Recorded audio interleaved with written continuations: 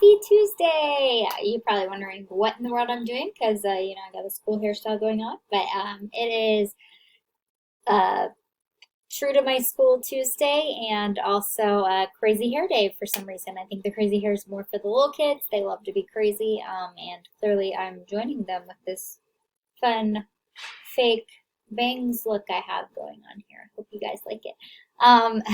I'm also repping my UC with my clothes. I was going to put on my cheerleading uniform, but I could only find, well, if it would go on, I don't know that I really would anymore, but I can only find a skirt for some reason. So figured I needed a shirt. So um, today we are going to use this opportunity during our Spirit Week to pray for our fellow classmates, our teachers, the faculty, the staff at the school, our administration, just everyone that we're missing right now. So let's go ahead and do that, and then we'll get started.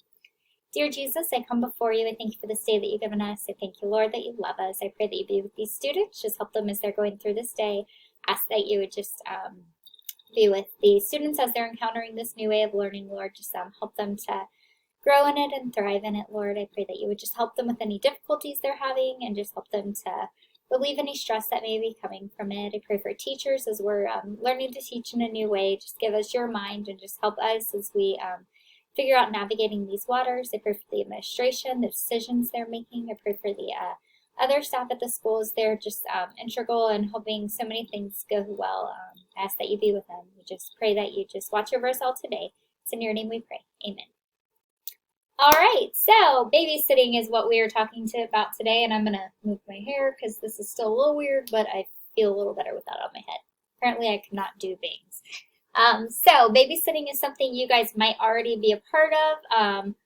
We talked about the fact that you guys were going to get CPAR and first aid certified, and hopefully we'll be able to do that when we get back to school, and that's something that's awesome to have with babysitting. But I'm going to give y'all some tips and tricks for what to do and what not to do. So what are you guys going to do today? You're going to watch this babysitting video, and then you're going to research first-time babysitting and make a list of the 5 most important things you should know. Obviously, this is opinion-based, so you can't really have a wrong answer unless it's unsafe. And be prepared to write about it on the discussion board. Tomorrow, your only assignment will be to write on the discussion board and to reply to a friend. So you actually will not have a video, so make sure you get ready for that tomorrow.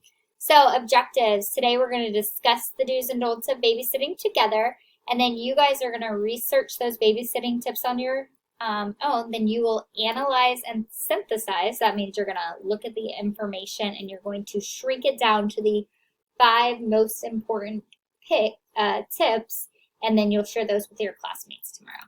So let's talk about some do's. Now, you guys know I love to show off my children. So here's little Aubrey sleeping. She was so little back in the day. I mean, she's still pretty little now, but actually, she wasn't that little in this picture. Anyways, here she is. She's cute. She's sleeping. So first thing, if there's a sleeping child, it says to check on them every 15 minutes. You just want to keep an eye on them.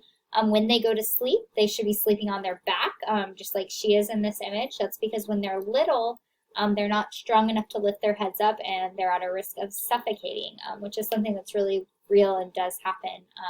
When they're super young, they are supposed to sleep in the room with their parents to help with that.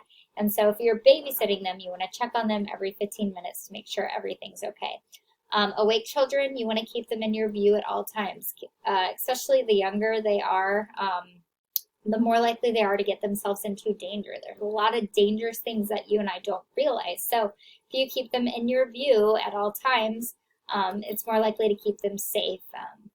If there are safety gates, you want to keep them closed. So like if you're in a 2-story situation, you don't want the kids going up the stairs because then they could fall down them, or going down and falling down them. A lot of times they'll have safety gates to keep kids out of the kitchen because there could be dangerous things in there, things like that. Keep poisonous substances out of reach of young children. Obviously, you have poisonous things like cleaners, so those can be dangerous, but also things like medicines and vitamins. A lot of times kids see those and they look like they could be yummy, and they're actually something that could be really dangerous. So you want to keep them out of reach of children. You also want to keep plastic bags out of the reach of young children. They can suffocate with putting them over their head or with inhaling them. So those are things that should be up and away. Be sure unused outlets have covers. You know, the old sticking the fork in it or trying to stick a finger in it, there is electricity in there. And so if it interacts with metal, it can spark and either electrocute them or start a fire. So those things you want to keep covered. Know where the master power switch is in case of emergency. So if you need to turn off the power, you should know where that is. And then first and foremost, make sure you remember you are a representative of Christ. So anything that you are putting in front of those kids should be something that honors and glorifies God. The way you act in front of them should be something that's honoring and glorifying to God. Because that you are called to be different. You're called to rise above and to be better. And the impact you guys have on these little kids is something that is important, especially when you start to babysit for elementary age kids, because they're going to look up to you and think you're cool. And so the way you dress, the way you act, the way you talk is something they're going to imitate. So you want to do something that is Christ-like and shows them that. So what are some don'ts with babysitting? Here's my cute kids playing in the water. You don't want to leave a baby alone on a changing table or any other surface above the floor. Here's a sad story. It's not really that sad, but it's kind of funny now because everything's okay. I used to always yell at my husband for leaving our daughter like on the bed alone. And one day he left her, and it was Kinsley, this one right here, and she rolled off and hit the floor and she cried, and she ended up being okay. But he got in a lot of trouble with me because I was like, he always was like, she can't roll. And I was like, but one day she will. And that one day she did, and she hit the floor. And so never do that. That's dangerous. They're actually, I know a little baby that was in their car seat, and it was up on top of the kitchen counter, and the baby she was probably 6.5, 7 months. I think maybe she was 7, 8. Anyways, she wiggled out of the car seat and fell off of it onto the tile floor and broke her femur, and actually had to be in a full body cast for 6 weeks, which was really sad. And I'm sure parents felt awful. So be careful with that. Do not let children put small toys or other objects into their mouth. That's something we're constantly looking around for my house, because Aubrey puts everything into her mouth. The other day I was cooking dinner and Zach was gone, and Kinsley, my oldest, was supposed to be sitting with Aubrey playing with her, and the TV was on. And when the TV comes on, Kinsley gets a little glossy-eyed. So I'm in the kitchen cooking, and all of a sudden I hear Aubrey kind of coughing, and I walk into the room and she's throwing up, and I'm like, what is happening? Well, I immediately swiped, which we'll talk about in first aid, and pulled a leaf out of her throat, and she kind of threw up the leaf because she found this little leaf on the floor and was choking on it. So obviously that wasn't dangerous enough to kill her because I was able to get it out, but anything small will go into her mouth. So you got to be careful with what's around, and you got to watch out for that. You never want to serve popcorn, nuts, hard candy, or whole grapes to young children. Those are things that they can inhale and choke on. Grapes are the same size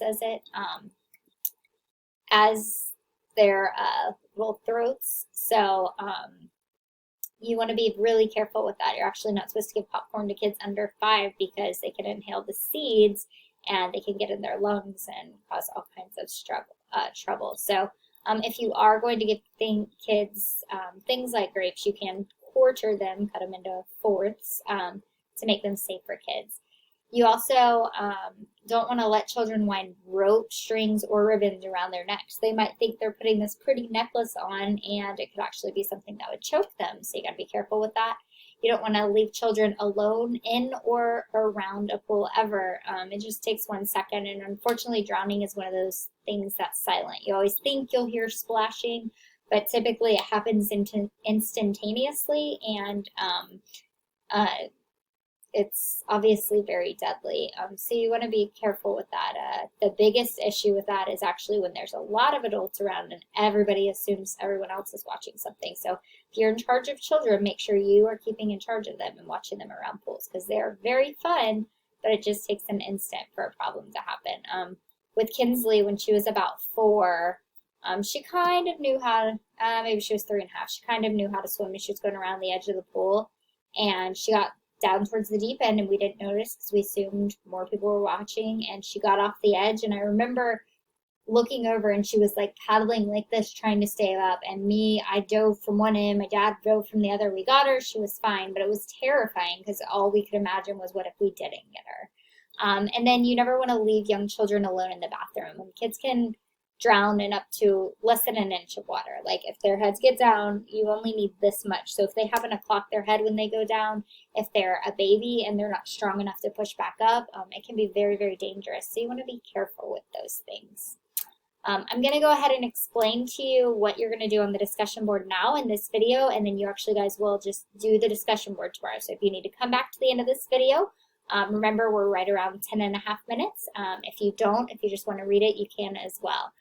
So you guys are going to research first-time babysitting. So go to Google, type in first-time babysitting. Maybe make sure you get credible sites that are reputable and tell you information that looks valid and is research-based. And you're going to make a list of the 5 most important things you should know. So you're probably going to find lists of 15 to 20 different things. You're going to look at that information and say, these are the 5 things that if I didn't know, I would be in trouble. When you're posting, that's your original post. You're going to make sure you use proper grammar. And this doesn't really have to be sentence-based. It can be 1, this, 2, this, 3, this, so on and so forth. Then you guys are also going to comment on someone else's post. When you do that, make sure it is in complete sentences. So 50 of your points are going to come from your 5 most important things. So that's 10 each. Like I said, this is opinion-based, so you can't be wrong unless you're putting inaccurate or unsafe information. Then when you're done with that, the other half of your grade is going to be to comment on 2 other classmates' posts who have a different option than yours that you like. So maybe you're reading and you notice that Mira said to do this and you're like, oh, that's awesome. You're going to tell them what you like and why you think it's beneficial. Mira, I love that you put this for number 3 because this. That needs to be in complete sentences and you need to do it for 2 other classmates. So there's 50 points total, so you get 25 points for replying to Mira and 25 points for replying to Bella or whoever you pick. Try to pick someone that 38 other kids haven't picked. I hope you guys have a great day. Remember, if you post those pictures of you dressed up on Friday, I will give you bonus points, or not post them, you're going to email them to me. And I hope you're having a lovely day. Remember, message me on the portal if you need anything, and I will see you guys soon. Bye.